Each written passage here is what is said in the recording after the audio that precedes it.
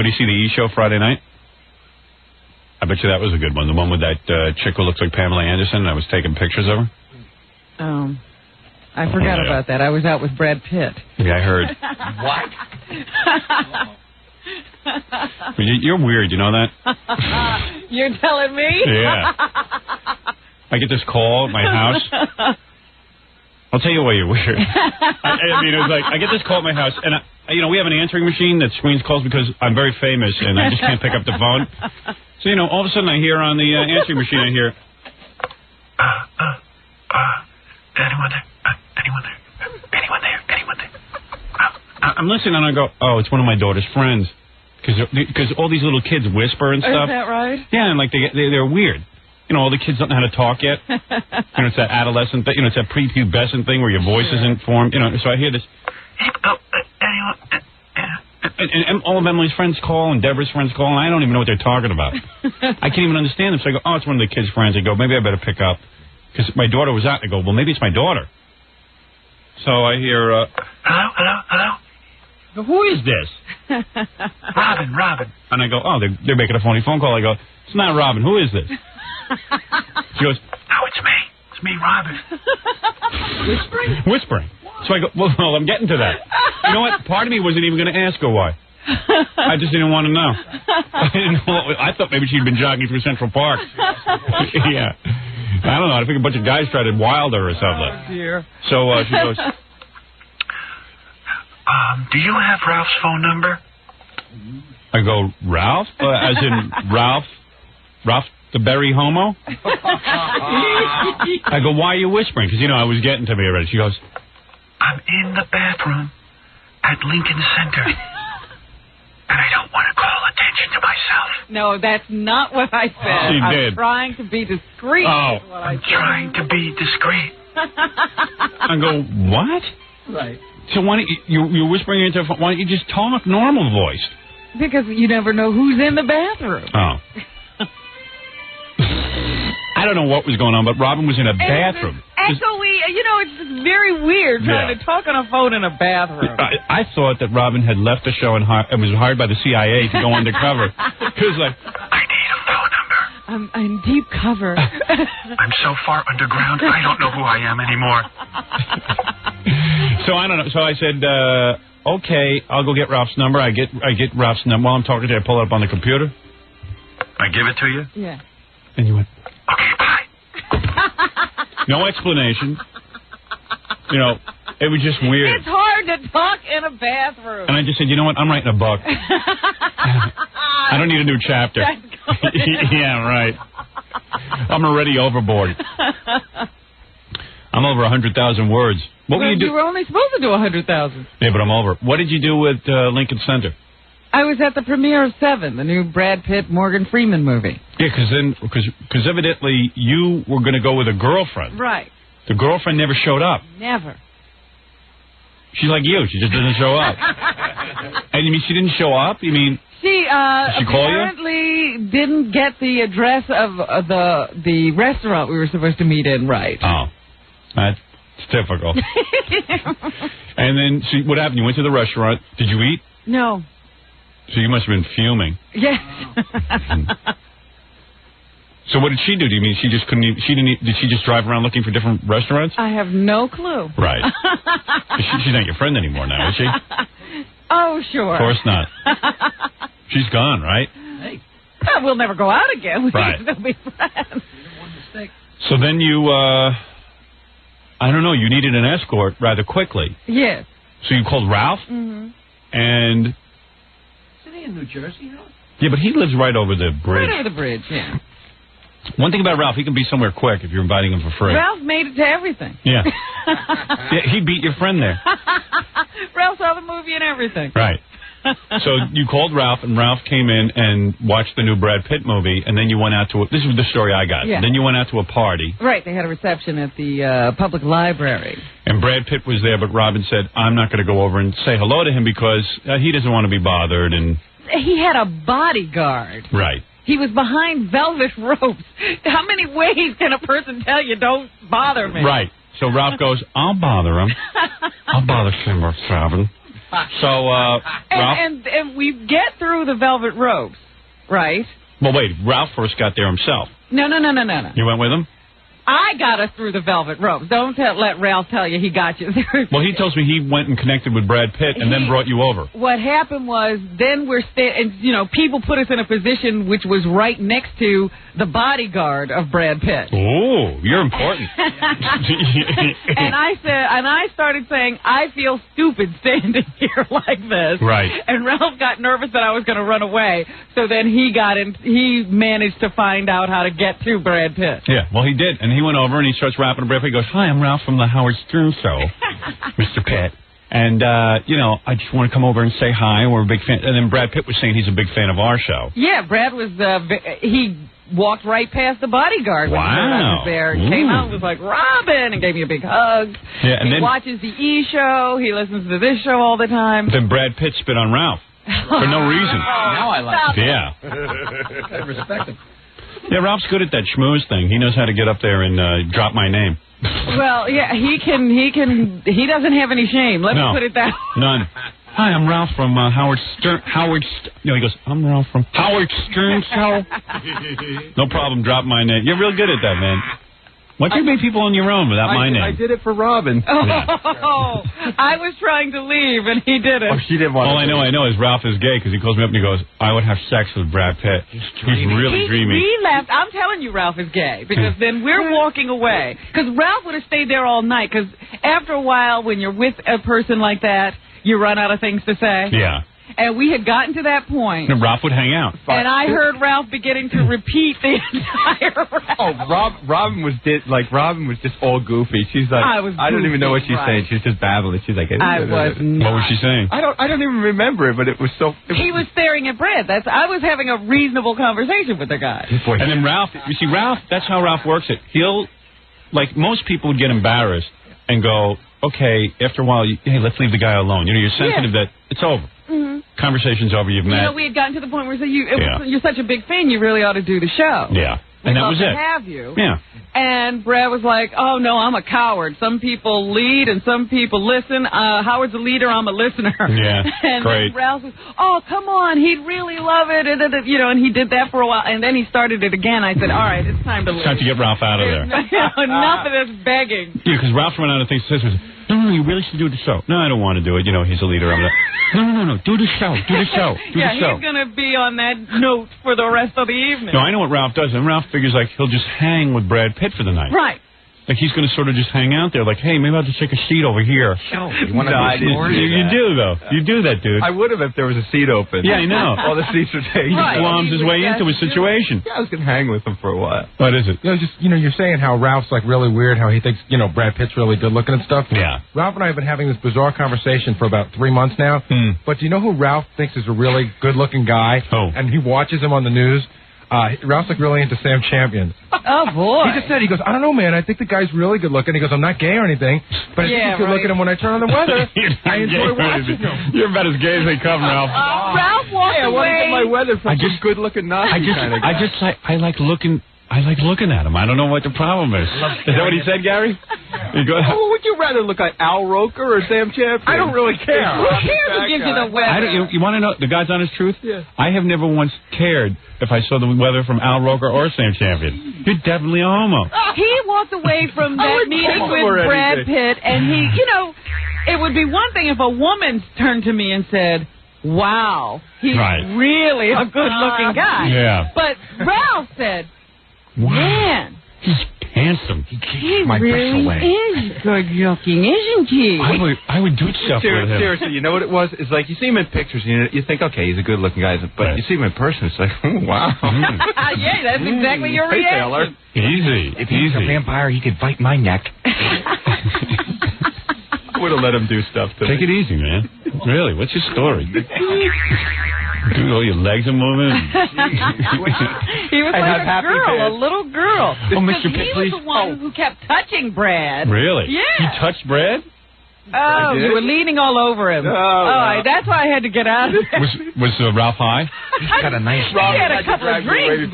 Did you smoke on the way over? No. I didn't have time. I was in such a rush. Hey, get ready. for my big date with Robin. And Brad Pitt. I didn't know Brad would be there. I would have wore something nicer. But the other thing about Ralph is you can take him to places like that because even if Ralph gets away from you, with that hair, you can find him. Yeah. All you have to do is look for that mop above the crowd and you know where he is. Cool, man. So you went over to Brad Pitt and you just go, hey, I'm with the Howard Stern show? Yeah, I'm like, hey, come here, man. Hey. Robin wants to meet you. Get up off your ass and come here. Get off your ass. Robin's here. But Get off your nice ass. I figured out that's what other people do. Yeah. Because while Brad left that little safe area he was in to come over and say hello to me. Yes. And Mary McFadden, this designer, was sitting, she had somehow gotten past those velvet ropes and staked a table out right next to his, but still wasn't able to get close to him. Yeah. And all of a sudden, now that Brad's standing there talking to me, this little Indian guy runs over there and says, excuse me, I hate to interrupt your conversation, but Mary McFadden is over here and she would love to meet you. No. Honing in on your action. Yeah. I was making time with Brad, and this little guy just weasels in. Yeah, like they saw you do it. They figure, hey, now it's an opening. Yeah. Well, and they great? couldn't get to him. I hate to interrupt your conversation. But they're interrupting anyway. Yeah. Dude, you had all night to go meet Brad Pitt. Yeah, you were sitting right next to his table. Yeah, but you couldn't do that. What a dick. That's what you should have said to me. She said, you know something, you're a real dick. I gotta take, excuse me, Mr. Pitt. I gotta tell you something. Hold on a second. I gotta tell you something. This is the way you do it. You have all night to interrupt my conversation. You could have walked over the whole night. The guy was sitting there by himself. As soon as I start a conversation, you hate to interrupt the conversation. Go pray to the dot in your head. I tell you, it's unbelievable. So that's when I figured out Mary has people running around doing that for her. Yeah, right. Well, you had Ralph setting up your next appointment. He wasn't as good because I think he got blown off. Yeah. Brad just went, thank you very much, nice. And he waved at Mary and left it alone. Excuse me, Brad, while I punched this foreigner in the nuts. Come here, Ozzy. Don't worry, Brad. I'll take care of it. You should push the guy up against the wall and jacked him up. Body slammed him. Listen, I worked hard to get here. Put me down. So once Brad Pitt said he didn't want to come on the show, you just kept annoying him? Yeah, Ralph now standing next to him. He almost had his arm on his shoulder. Yeah. And I thought, I got to get Ralph out of here because now this is getting obnoxious. Now it's reflecting poorly. The guy is being very gracious. Right. He's a big fan. And Ralph is now going to blow it. Yeah. Just ruin the entire thing. He's a douchebag. Well, come on, I set it up. So. You ever hear Snoop Doggy Dogg? He's douchebaggy bag. Douchebaggy bag. Yo. Yeah, the douche pound. You should see the douche pound. Teabag. Douche pound in the house. The douche pound. All right, man. Robin was so dizzy after the meeting, though. She just made a beeline to the door. Oh, really? She was just kind of like... No, I was done. Yeah. You met Brad Pitt. Were you attracted to him? He's gorgeous. Yeah. He's very sweet. Yeah. He was very gracious. He didn't ask you out? No, he's apparently a one-woman man. Big deal. He asked me out. He asked you out. He asked you out, right. Ralph decided to stay after I left. Did you? To get something going. Yeah. Hey, maybe Brad Pitt will hang out with me. Well, I went back and I hung with him for a while. Did you really, man? What did you do? Ralph always does. He'll stay somewhere all night. I know. Like you split and Ralph decided to stay. Yeah. Well, I needed one more drink or two before. Well, first, let me say this. I have heard you talk about Ralph at these card games and any other free event where food is plentiful and free. He didn't bring his plastic bags with you. He didn't know there was going to be food. Oh. So he didn't bring any bags. He fills up plastic bags and takes it home. He went, there was this big, buffet. huge buffet, and he went up twice. The second time he came back, they had little plates because they were trying to indicate to you. It's a little. It's a nosh, a nibble. Take a taste. Yes. Then go out to dinner. He came back with a pile of chicken on this little plate that was about 12 inches high. And, they had little sticks in them, so all these little sticks. It's like an erector set. Right. And I said to Ralph, what are you doing, eating for the week? Yeah. And he says, he lied and said, I thought you might want some. Yeah. No, but then he sat there and ate all of it. I didn't want it to go to waste. Hey, I'm a bachelor. I don't go for good food like this. I hadn't had dinner because I rushed out of the house. And so I ate it all, but there was a big line, so I was being nice. That was and I about brought back a pound of meat. I brought some back for you, Robin, so you wouldn't have back for you, my sweet. I take care of my dates. Of meat. Yeah. That was a whole chicken. And every time we moved, he says, "Let's go back to the bar." He loves a party. Oh, I tell you. The food in the bar. Oh, I had an exciting weekend. But wait a second. What about Henny Youngman at the movie? He went to the movie? Yeah, he was at the movie. They had a wild, eclectic group of people at this premiere, and not the least of which was Henny Youngman, who I don't know no why young man. he goes out. Right. Henny comes in and he is loud. Right. This is He's an old man. The lights of the theater because the movie's about to start. Henny waddles in. Darling, where's our seats? He's got this woman with him, and he calls her darling, I think, because he can't remember her name. Yeah. So he says, "Where's our seats, darling? Darling, where's our seats? Are we sitting here, darling?" And everybody's like turning that way. Nobody's watching the movie. Right. Then he sits down and he's got those things that people use to help their hearing. Hearing aids. When they're in a movie or a theater. Oh, yeah, right. That special thing. Yeah. And he's got that, and the woman is trying to help him set up. Now, the movie is blasting. Right. You can't hear anything. This movie is so loud. Yeah. And Henny's like, "I can't hear it. Oh. I want to go home. I can't hear a thing." Yeah. Well, I told you the time I went into the Friars Club, and Henny was there, and everyone was making a big commotion because I was there. Yeah. Because, Friars Club is supposed to be a show business club, but no one from show business is in there. It's just a bunch of businessmen all sitting around drinking. So I walk in, and everyone's carrying on. "Hey, there's Howard Stern." Henny sees what's going on. He walks up to me, and he goes, "Walk me into the Friars. Walk me into the dining room." I go, "What?" He said, "Walk me into the dining room." So he takes me, my arm, like I'm a chick. Like you're a woman. Yeah, and he puts his arms on me, and we walk into the dining room together. And he's talking really, "Why? Thank you. You're kind. Thank you, Howard." Top of his lungs so everyone can hear. I don't know if that's a deaf thing or he just wants to be heard. All That's how I he was in the know is movie. 20 minutes into the movie, he got up and left. "I can't hear. Where's my Very coat?" loudly. "I'll be fine, darling. You stay. I'm going home. I can't hear a thing." Oh, my God. The whole movie has to hear that. Yes. He's Henny Youngman. He announced to the entire theater that he had to go home because he couldn't hear. And everyone would have applauded, probably. But it took him 20 minutes to do it. It's like, well, leave already. Just get up and go. Yes, because when Henny settles in, he had undressed. Now they had to get him back into all these clothes. Back together.